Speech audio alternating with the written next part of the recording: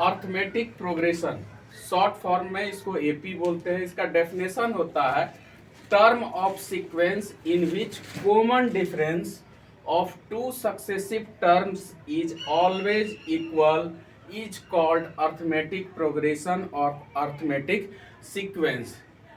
Sequence का पद जिसमें कॉमन डिफरेंस दो लगातार संख्याओं का हमेशा समान रहता हो, वैसे सीक्वेंस को अर्थमेटिक प्रोग्रेशन कहते हैं।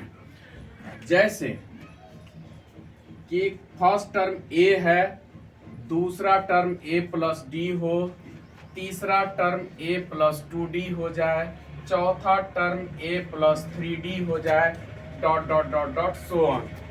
तो सेकेंड टर्म में फर्स्ट टर्म माइनस करेंगे तो डी आएगा, थर्ड टर्म में सेकेंड टर्म को माइनस करेंगे तो भी डी आएगा, फोर्थ टर्म में थर्ड टर्म को माइनस करेंगे तो भी इसका डिफरेंस डी ही आ रहा है।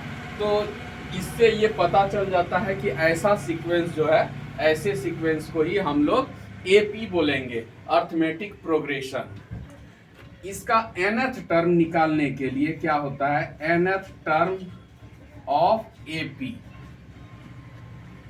इसको tn से इंडिकेट करते हैं या फिर an से इंडिकेट करते हैं। तो tn is equal to a plus n minus 1 into D, where a is equal to first term, n number of terms, d common difference होता है। ये हो गया एक फार्मूला। या A N is equal to A plus N minus 1 into D, या इस तरह से भी रहेगा। बहुत सारे बुक में टी एन के फॉर्म में रहेगा, बहुत सारे बुक में ए एन के फॉर्म में रहेगा। अगर इस टर्म का लास्ट टर्म एल हो तो l is equal to A plus N minus 1 into d होता है। ये तीसरा फार्मूला निकल गया।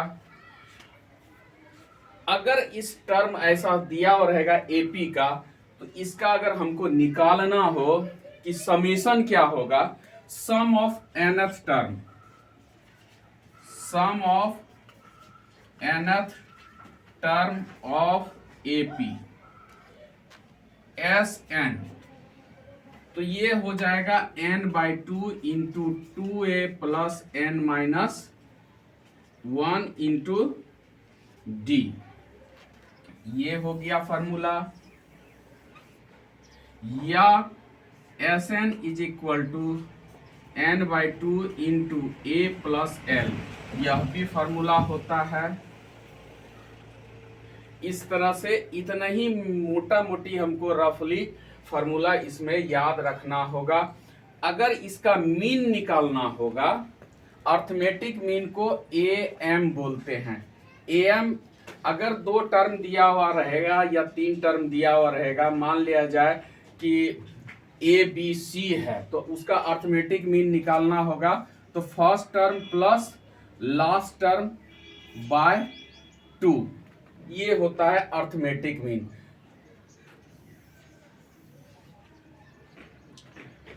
ये हो गया। इसके बाद आता है क्या कि number of terms, 3 numbers of AP, 3 number of AP क्या होगा, alpha minus beta, alpha, alpha plus beta. ये फिक्स्ड है, ये कभी भी बदलता नहीं है। फोर्थ नंबर ऑफ एपी रहेगा तब क्या होगा, फोर्थ नंबर ऑफ एपी, ये हो जाएगा हमारा alpha minus 3 beta, alpha minus beta,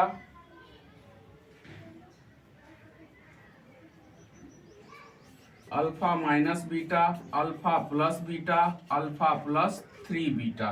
ये हो गया इसका फोर्थ टर्म। इतना ही फार्मूला याद रखने से हमारा एपी का काम कंप्लीट हो जाएगा। इससे ज़्यादा का ज़रूरत +1 +2 तक हमको नहीं पड़ेगा एपी में।